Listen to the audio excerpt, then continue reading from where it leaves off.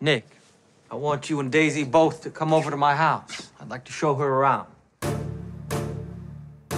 Can't you see who this guy is? With his house, his parties, his fancy clothes. Is all this made entirely from your own imagination? Kind of takes your breath away, doesn't it? Who is this Gatsby?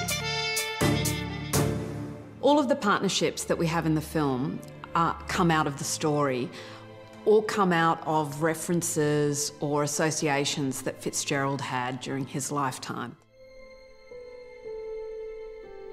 Oh, I love the Tiffany story.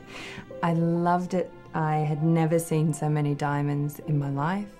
We approached Tiffany & Co. to be partners on The Great Gatsby, really because Fitzgerald was one of their customers, and they actually hold correspondence from Fitzgerald.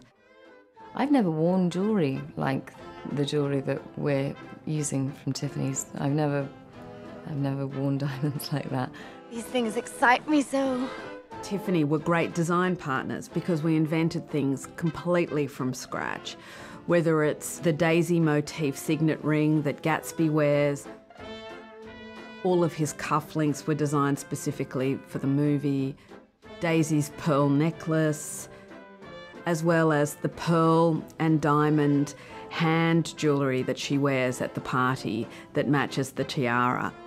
I had these rings that were attached to pearls that came around, and they were so delicate. I think it changes the way that you move and the way that you carry yourself, and you know that you're wearing something very beautiful and something very valuable, and it sort of changes how you move.